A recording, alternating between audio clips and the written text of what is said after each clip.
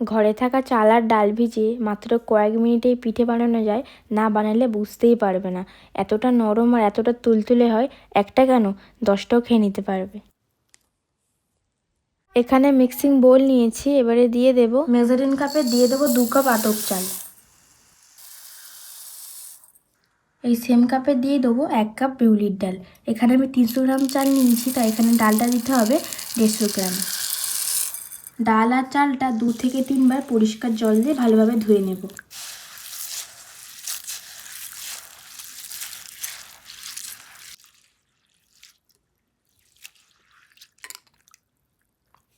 চাল আর ডালটা 2 থেকে 3 বার মতো পরিষ্কার জল দিয়ে খুব ভালোভাবে ধুয়ে নিয়েছি। এবার পরিষ্কার জল দিয়ে চাল আর ডালটা সারা রাতের জন্য ভিজিয়ে রেখে দেবো। তোমাদের হাতে কম সময় থাকলে এটা 2 থেকে 3 ঘন্টার মতো ভিজিয়ে রাখতে পারো। রাতভর চাল আর ডালটা ভিজে রাখার পর কত সুন্দরভাবে চাল আর ডালটা ভিজে গেছে। এবার এই জলটা ঝরিয়ে নেব। এবার এখানে একটা মিক্সিং জার নিয়ে নিয়েছি। এবারে চাল আর ডালটা মিক্সিং জারের মধ্যে দিয়ে মিহি একটা পেস্ট বানিয়ে নেব। এখানে কিন্তু পাউডার বানালে চলবে না। চাল আর ডালটা হালকা জল থাকা অবস্থায় ভালোভাবে পেস্ট করে নেব। চাল আর ডালটা সবটা আমার পেস্ট করা হয়ে গেছে। পেস্টটা আমি কীরকম কি রেখেছি তোমাদেরকে একটা আঙুল দিয়ে দেখিয়ে দিচ্ছি। বেশি মিহি করেও বাটিনি, ঠিক এরকম হালকা দানা দানা ভাব রেখেছি। তোমাদেরকেও ঠিক এরকম হালকা দানা দানা ভাবটাই রাখতে হবে। এবার একটা বোলের মধ্যে পেস্টটা ঢেলে নেব। পেস্টটা ঢাকা দিয়ে এক সাইডে রেখে দেব। ব্যাটা বানানোর আগে একটা বাটিতে 2 চামচের মতো হিং নিয়েছি। হিংয়ের মধ্যে দিয়ে দেবো সামান্য পরিমাণে জল। একটা চামচ দিয়ে গুলে এক সাইডে রেখে দেবো। এবার আমি ব্যাটারটা তৈরি করে নেব। ব্যাটারের মধ্যে দিয়ে দেবো 1 কাপ ময়দা। এবারে দিয়ে দেবো স্বাদ মতো লবণ। ব্যাটারের সঙ্গে ময়দাটা খুব ভালোভাবে মিশিয়ে নেব। এই সময় একদমই ঠান্ডা জল দেওয়া যাবে না, আগে ব্যাটারটা খুব ভালোভাবে তৈরি করে নিতে হবে।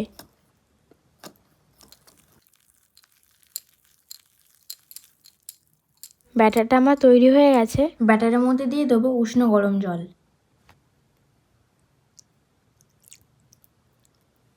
উষ্ণ গরম জল দিয়ে ঘন একটা ব্যাটার বানিয়ে নিতে হবে। আগে থেকে যে হিংটা ভিজে রেখে দিয়েছিলাম, এবারে দিয়ে দেবো 2 চামচের মতো হিঙের জল। হিংটা দিলে পিঠের টেস্টটা খুবই বেড়ে যায় আর খেতেও খুব ভালো লাগে। তাই তোমরা এই হিঙের স্টেপটা একদমই কেউ স্কিপ করবে না। সম্পূর্ণ ব্যাটারটা আমার তৈরি হয়ে গেছে। ব্যাটারটা আমি কীরকম কী রেখেছি তোমাদেরকে দেখিয়ে দিই। বেশি ঘনও রাখিনি, আবার বেশি পাতলাও রাখিনি, ঠিক এরকম থিকনেসে রেখেছি। কড়াটা ভালোভাবে গরম হয়ে গেছে। সামান্য পরিমাণে সর্ষের তেল কড়ার চারিপাশে ভালোভাবে ব্রাশ করে নেব। গ্যাসের ফ্লেমটা লোতে রেখে তেলটা ব্রাশ করে নিতে হবে। এবারে দিয়ে দেবো 1 কাপের মতো ব্যাটার। ব্যাটারটা দিয়ে কড়ার চারিপাশে ঠিক এরকমভাবে গোল করে নেব।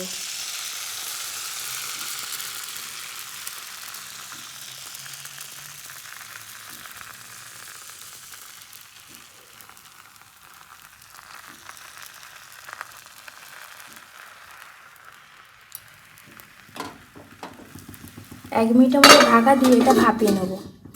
এই সময় গ্যাসের ফ্লেমটা একদমই লোতে রাখলে হবে না, গ্যাসের ফ্লেমটা হাইতে রাখতে হবে। 1 মিনিটের মতো পিঠেটা ভাপানো হয়ে গেছে, এবারে তুলে নেব। সেম একইভাবে তোমাদের আরও কয়েকটা করে দেখিয়ে দিচ্ছি। ঠিক এরকমভাবে পিঠেটা গোল করে নিতে হবে।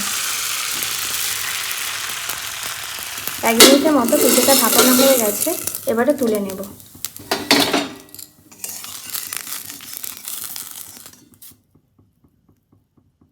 এই পিঠের রেসিপিটা তোমাদের কেমন লাগলো আমাকে অবশ্যই একটা লাইক করে কমেন্ট করে জানাতে ভুলো না। দেখা হচ্ছে অন্য কোনো ভিডিও নিয়ে মায়ের ছোট্টই রান্নাঘরে।